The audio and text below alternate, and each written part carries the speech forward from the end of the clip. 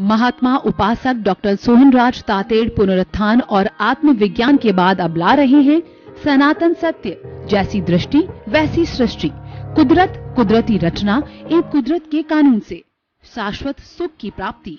Log in करें www.drsohanrajtater.com, YouTube channel doctor Sohanraj Tated, play store से download करें mobile app doctor Sohanraj Tated. भाई और बहनों, मातृशक्ति को नमन। स्टूडियो में आपका हार्दिक स्वागत, अभिनंदन है, सत्कार है। सनातन सत्य, यूनिवर्सल ट्रुथ, सार्वभौम सत्य, जैसी दृष्टि वैसी सृष्टि, दृष्टि विज्ञान। दृष्टि विज्ञान का अर्थ होता है कि हम आपकी नज़र बदलते हैं, उससे नज़रिया बदलता है। जैसी हम आपकी दृष्टि बदलते हैं, उसके आपकी सृष्टि बदलती है। हम आपकी दिशा बदलते हैं, इससे आपकी दशा बदलती है। तो ये हमारा दृष्टि विज्ञान है। और ये सारा कार्य जो है हम अलग अलग एपिसोड्स, अलग अलग विषयों के माध्यम से करते हैं। तो आज बहुत ही एक विशाल विषय लेकर के हम आपके सामने प्रस्तुत हो रहे हैं। निज दोष दर्शन से जगत निर्दोष।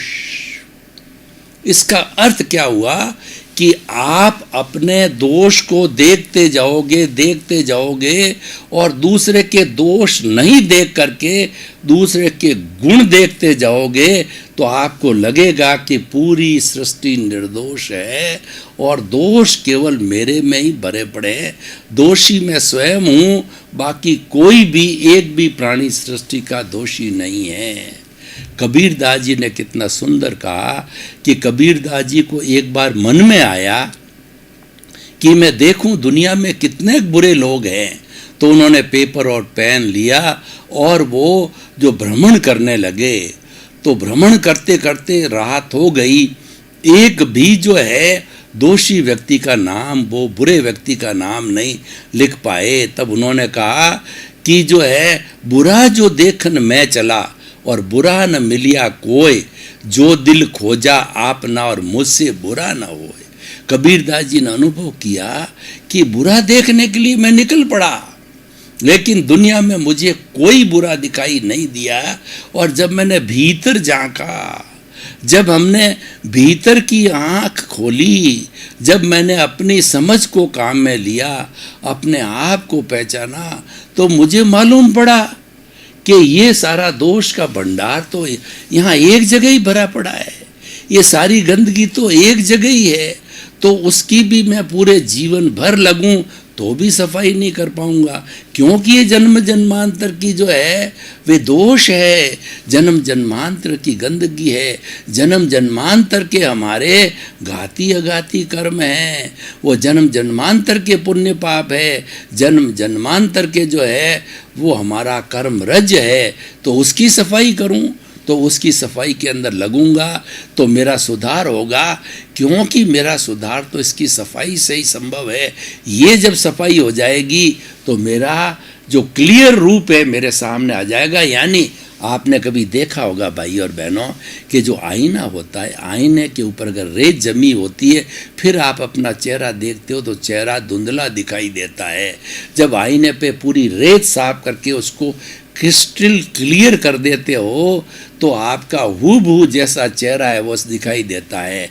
तो जो ये हमारा भीतर का जो अंतःकरण है वह जो है आईने की तरह है, और उसके ऊपर जो कर्म रज लगी हुई है, मतलब हमारी आत्मा एक आईना है, और उसके ऊपर जो रेत जमी हुई है वो सारी कर्म रज है, वो जन्म जन्मा। यानी आत्मा के एक एक चेतनामय परमाणुओं पर असंख्य असंख्य जो है पुद्गल के कार्बन शरीर के परमाणु जन्म जन्मांतर के बहुत ही जन्मों के लगे हुए हैं, इकट्ठे होते हैं। उनको कॉजल बॉडी कहते हैं, उनको कर्म शरीर कहा जाता है, और उनको लिंग शरीर कहते हैं, या उनको जो है वो राग द्वेष कहा जाता है। उनको हम कषाय कह सकते हैं, क्रोध मान माया लोभ कह सकते हैं। उनको जो है हम मोह का संसार कह सकते हैं। तो भाई और बहनों, वही अशुद्धि है, वही निर्दोष दर्शन है।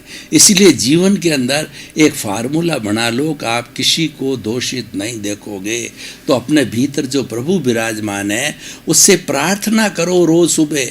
क्या प्रार्थना करनी? हे मेरे भीतर विराजमान शुद्ध आत्मा भगवान, मुझे ऐसी शक्ति दो, जागृति दो कि मेरा राग द्वेष घटता रहे और मेरा संभाव बढ़ता रहे, क्योंकि वो मुझे लक्ष्य की तरफ ले जाएगा, संभाव मुझे मुक्ति की तरफ ले जाएगा। दूसरा है, मैं किसी को दोषी नहीं देखूं। दुनिया में कोई दोषी है ही नहीं है। अगर मैं दोषी देखता हूँ तो ये मेरा ही दोष है, यही मेरे कर्म बंधन का कारण है। दूसरे को दोषी देखा नहीं आपने तो समझ लीजिए कि आपकी कॉजल बॉडी आप तो घटाना चाहते हो।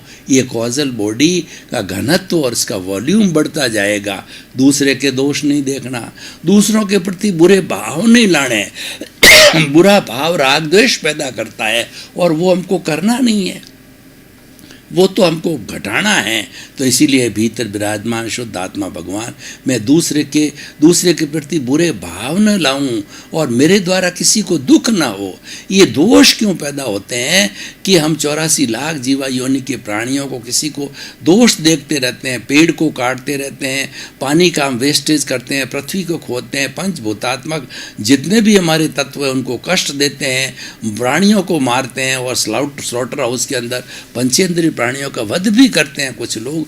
वो तो सबसे बड़ा पाप है और वो 7वीं नारकी का रास्ता खोल देता है अपना। तो इसलिए भाई और बहनों जो है ये प्रभु से प्रार्थना करो। प्रभु 33 करोड़ देवी देवता को प्रार्थना करने से आपको कुछ नहीं मिलता है। अल्टीमेटली वो तो यही कहेंगे कि मैं तो वही हूँ जो तेरे भीतर बैठा है। कृष्ण भगवान कहेगा तू तेरे जो भीतर बैठा वो मैं ही हूँ। महावीर कहेगा जो भीतर बैठा वही मैं हूँ। और राम कहेगा जो भीतर बैठा वही हूँ। तो 33 करोड़ देवी देवता भीतर बैठे हैं और ये शुद्ध आत्मा भगवान के रूप में, मूल रूप में है। वही हमारा आराध्य है और वही हमारा जो है वो जिन बिंब है। और ये जो शरीर है, ये शरीर है वो हमारा मंदिर है। और भीतर प्रभु प्रतिष्ठित आत्मा हो गई है, प्रतिष्ठा होगी, प्रभु विराजमान, उसके हम दर्शन करते हैं। इसीलिए शरीर के लिए कहा गया है कि शरीर माध्यम खलु धर्म साधनम। शरीर है धर्म की साधना करने का एक अच्छा माध्यम है। अगर शरीर नहीं होगा तो क्या धर्म की आराधना करोगे? जे कम में सूरा सो जो दम में सूरा। जो कर्मवीर होते हैं वही धर्मवीर होते हैं, क्योंकि हमारी शक्ति चाहिए हर एक काम में विटालिटी चाहिए, प्राण शक्ति चाहिए। मन वचन का है कि कोई भी प्रवृत्ति करने के लिए, जिसको हम कर्ण वीर्य कहते हैं, उस प्रवृत्ति को करने के लिए जो है हमको प्राण शक्ति की, कर्ण वीर्य की आवश्यकता होगी, विटालिटी की आवश्यकता होगी। और भाई और बहनों, विटालिटी किससे बनती मैं आपको बताना चाहता हूँ। भोजन, पानी, धूप, जिसके अंदर हमारी जठराग्नि भी आ गई, और प्राण वायु ऑक्सीजन के द्वारा, तो वो तो सीमित बनती है। अगर हम उसको नकारात्मक भावों में और किसी के दोष देखने में, किसी के दोष देखने का मतलब हुआ नकारात्मक भाव, नकारात्मक भाव पैदा करना, नकारात्मक भावों में जीना, वो सारा दोष देखना है। तो इसीलिए मैं किसी के दोष न देखूं, किसी के प्रति बुरा, किसी से दुख न दिया जाए मेरे, और हर जन्म में मुझे जो मोक्ष के कर्म मिले, ये भावना भावो, ये प्रतिष्ठा करो। ये जो भीतर प्रभु बैठा है उससे प्रार्थना करो कि मेरे सब दोषों का निवारण करो, और ये दोषों का निवारण करके मुझे अगला जन्म सिमंदर स्वामी के चरणों के अंदर दो, ताकि मैं 2, 4, 5 भवों के अंदर अपना जो सारा शेष बचा हुआ, जो हमारा जो कॉजल बॉडी है, जो कि हमारा डिस्चार्ज है, उसको, क्योंकि ये सारी बातें कब आएगी? ज्ञान मिलने के बाद आएगी, ज्ञान प्राप्ति के बाद आएगी। और वह कृपा से मिलेगा। किसकी कृपा? गुरु की कृपा, ज्ञानी पुरुष की कृपा, तभी ये सारी बातें होती है। कृपा के बिना बात नहीं होती। अगर मेरे पास में ज्ञान नहीं होता तो मैं इतनी बात थोड़ी कर सकता। तो मुझे ज्ञानी ने, प्रत्यक्ष ज्ञानी ने, मुझे सद्गुरु ने मुझे कृपा करके ज्ञान दिया, वो ज्ञान मैं आप तक बांटना चाहता हूँ। तो इसलिए भाई और बहनों, हर जन्म में मुझे मोक्ष के कर्म मिले, हर जन्म में मुझे ज्ञानी पुरुष मिले, हर जन्म में मुझे सद्गुरु मिले, क्योंकि सद्गुरु से ही ज्ञान मिलता है और गुरु बिना ज्ञान नहीं है। गुरु गोविंद दाऊ खड़े और काके लागू पाए, बलिहारी गुरु आपने और गोविंद दियो बताए। ईश्वर के यानी आत्म साक्षात्कार गुरु कराता है। गुरु किसने कराता है कि गु का मतलब होता अंधकार, रू का मतलब दूर करने वाला। गुरु वह है जो अंधकार को दूर करता है। अंधकार क्या है? अज्ञान रूपी अंधकार को दूर करता है। और दूर करने के लिए क्या करता है कि हमारे भीतर ज्ञान का दीपक लगा देता है। मैं आपको उदाहरण देता हूँ कि कई शताब्दियों का घना अंधेरा हो और एक छोटा सा जो है वो आपने दीपक जला दिया तो वो अंधेरा जो है वह हट जाता, छट जाता है और वहाँ प्रकाश हो जाता है। तो दीपक को प्रकाश की उपमा दी गई है और इसीलिए उसको ज्ञान है। तो अंधकार को हम ज्ञान के द्वारा उसको दूर करते हैं। हमारे भीतर जो कषाय रूपी अंधकार है वह संभाव रूपी ज्ञान के द्वारा, वो ज्ञाता दृष्टा रूपी ज्ञान के द्वारा उसको जो है वो साफ किया जाता है, उसको ठीक किया जाता है, उसको हटाया जाता है। तो भाई और बहनों, इस तरीके से चिंतन करो तो निज दोष दर्शन से जगत निर्दोष। इस जो है बात को हमेशा ध्यान रखो कि मुझे दूसरों के दोष नहीं देखने हैं। दूसरों के दोष देखने का खाना है, बंद कर दो, उस पे चौकड़ी लगा दो कि ये खोलना नहीं, उसको लॉकअप कर दो, इसको खोलना नहीं है। वो जहाँ भी प्रकोष्ठ है जो आपके जो दिमाग के अंदर दोष देखने के प्रकट पे जो है लाल स्याही से क्रॉस लगा करके बड़ा ताला लगा दो, वो खुले नहीं। यानी आप किसी के प्रति नकारात्मक भाव न रखो, सकारात्मकता रहे। तो जितनी सकारात्मकता होगी जितनी पॉजिटिविटी होगी उतनी प्योरिटी होगी, और जितनी प्योरिटी होगी उतना हमारा जो है वो शुक्ल लेशिया प्राप्ति हो जाएगी। और शुक्ल लेशिया की प्राप्ति के बाद में निरालंबन ध्यान से जो हम केवल दर्शन, केवल ज्ञान, स्वयं परमात्मा बन सकते हैं, जो कि हमारा उद्देश्य है। और जिसको एक बार वो 12वां गुण स्नान प्राप्त कर लेता, क्षीण में हो जाता है, तो ये पक्का है कि वो निश्चित रूप से केवली बनेगा और निश्चित रूप से उसी जन्म के अंदर सिद्ध बुद्ध होगा। तो हमें मोह को क्षीण करना है। मोह क्षीण कब होगा? कि जब आप अपने दूसरों के दोष देखना बंद कर दोगे और भीतर जो दोष भरे पड़े हैं, यानी मोह का संसार है, उसकी सफाई करोगे। उसके लिए उसकी सफाई को कहा जाता निर्जरा। भगवान ने कुल 2 तरह के धर्म बताए, एक तो संवर और निर्जरा।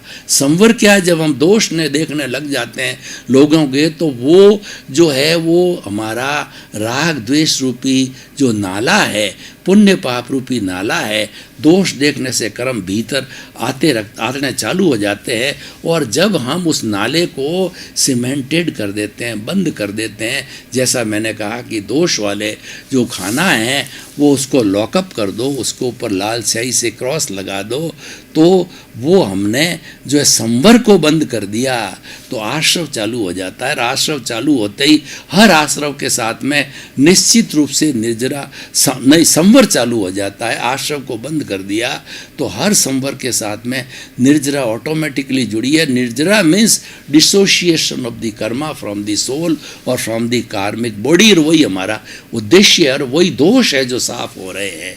तो भीतर पड़े हुए दोषों की हमने सफाई करनी चालू की, निर्जरा हो गई। धीरे धीरे निर्जरा होकर के पूर्ण निर्जरा हो जाती है।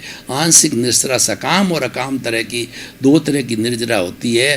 तो वो सकाम निर्जरा जब हम करने लग जाते हैं तो फास्ट रूप से सफाई होती है, और सफाई होते होते जो है वो हमारा ये कषाय है वो ज़ीरो हो जाता है, जो कि हमारा उद्देश्य है। हमारे दोष है सब धुल जाते हैं।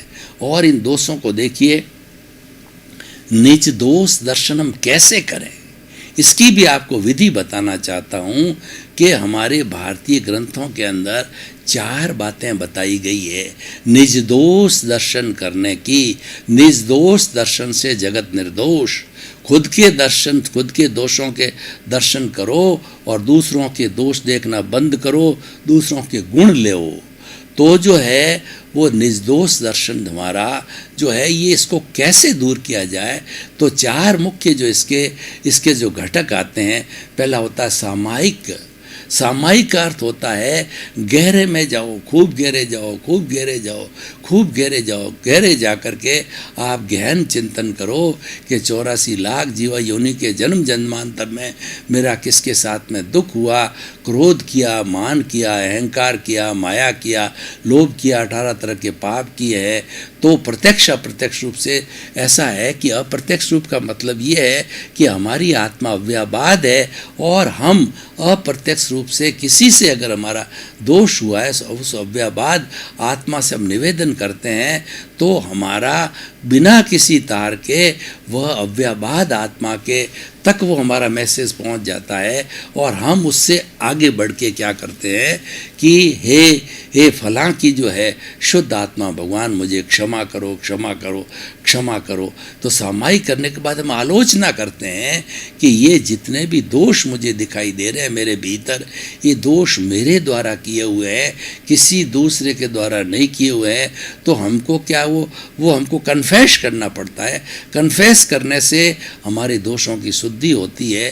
कोई भी अभियुक्त अगर कोर्ट के अंदर कन्फेस करता है या वकीलों के जो साक्ष्य के माध्यम से, एविडेंसेस के माध्यम से जज जो है ये जानकारी कर लेता कि ये व्यक्ति दोष है, तो उसको जो है वो पनिशमेंट देता और किसी के अवार्ड देता और कन्फेस कर लेता है, तो वो है सज़ा माफ़ भी कर सकता, कम भी की जा सकती है।